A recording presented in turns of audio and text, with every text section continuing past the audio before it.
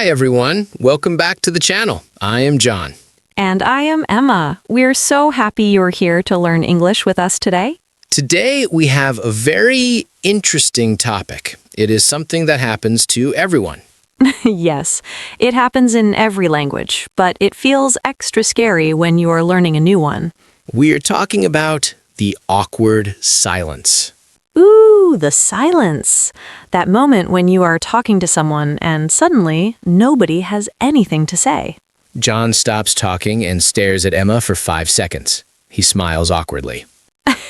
Emma laughs and hits his arm gently. See, like that. That felt a little bit uncomfortable, right? Exactly. So today, Emma and I are going to talk about why that happens, how it feels, and, most importantly, what phrases you can use in English to fix it. That sounds great, John. But first, how was your morning? Did you have any awkward moments today? Actually, yes. I was in the elevator this morning with my neighbor. You know, the guy with the very small dog. Oh, the one who always wears the bright yellow hat? Yes, that's him. We got into the elevator on the 10th floor. It is a very slow elevator, Emma. Oh, I know. It feels like it takes a year to get to the lobby. Right. So we said good morning, and then nothing. We just stood there. I looked at the floor, he looked at the ceiling, I looked at my watch. It felt like 10 minutes, but it was probably only 30 seconds. That is the classic elevator silence. Did you say anything to him? I wanted to, but my brain stayed quiet. I couldn't think of the English.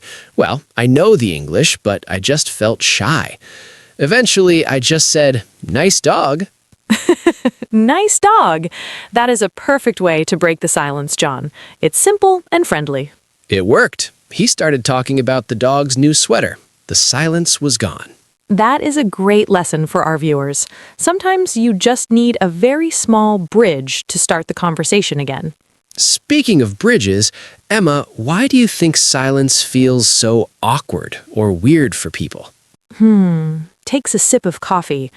That is a good question. I think when we are with friends, silence is okay. We can sit and watch a movie or read a book and feel happy.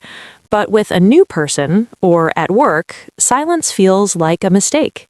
A mistake. Yes, it feels like we are failing at being social. Exactly. People think, oh no, am I boring? Does this person dislike me? Did I say something wrong? I feel that way too, especially when I meet someone new. I always worry that I am not interesting enough. Oh, John, but you are very interesting. You play the guitar, you love cooking. Thanks, Emma. But in the moment of silence, I forget all of those things. My mind goes blank. It's like a whiteboard with nothing written on it. I think our students feel that way too. When you're learning English, you're translating in your head. That takes time. Sometimes the silence happens because you're just thinking. That's a very important point. If you're talking to a native speaker and there's a silence, it's okay to say, "I'm sorry, I'm just thinking of the word." Yes, that is a power phrase. It tells the other person, I want to talk, please wait a moment. Let's practice some other phrases, Emma. Imagine we're at a party. We just met. We talked about our jobs. Now, the silence starts. Okay, so I work as a teacher.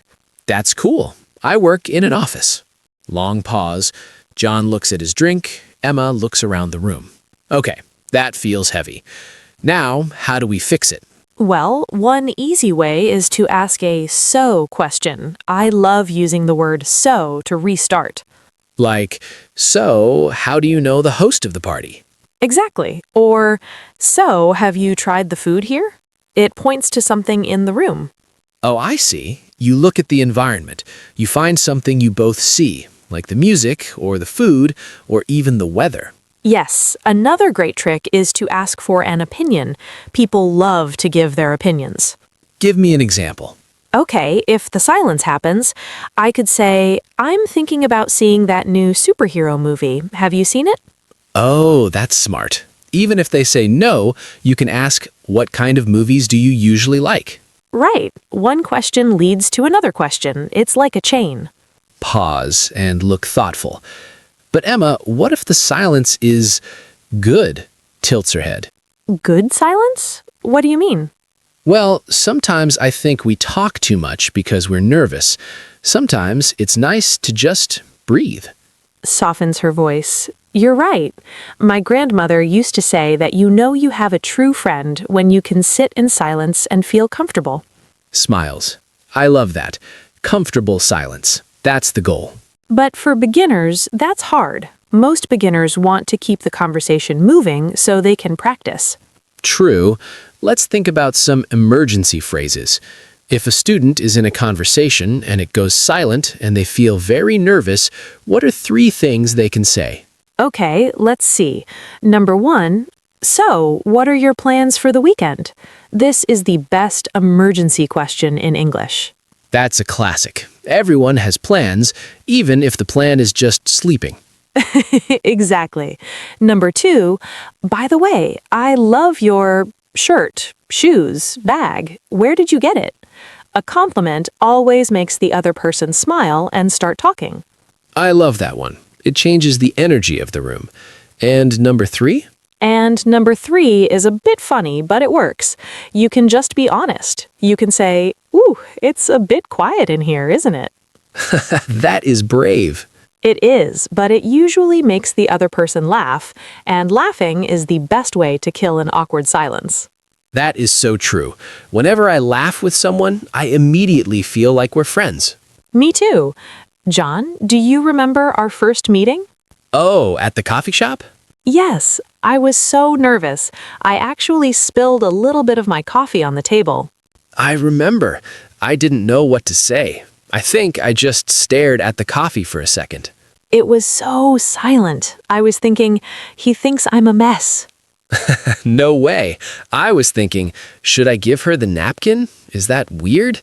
If I give her the napkin, am I being too forward? So we both were having a whole conversation inside our own heads, while the outside was completely silent. Exactly. That happens a lot. People don't realize that the other person is usually just as nervous as you are. That is a very comforting thought. If you're feeling awkward, the other person is probably feeling awkward too. You're in it together. So, don't be afraid of the silence. It doesn't mean you're bad at English, it just means you're human. And it gives you a chance to practice your recovery phrases. Let's recap what we talked about today. Great idea. First, we talked about environmental clues. Look around the room, talk about the dog, the weather, or the food. Second, use the so bridge. So, how do you know Emma? Or, so, what do you think of this music?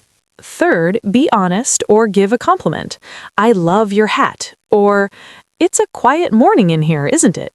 And finally, remember to breathe. A few seconds of silence is not the end of the world. Very true. Pause. John? Yes, Emma? I don't have anything else to say. And that is an awkward silence. But we're ending the video now, so it's okay. Perfect timing.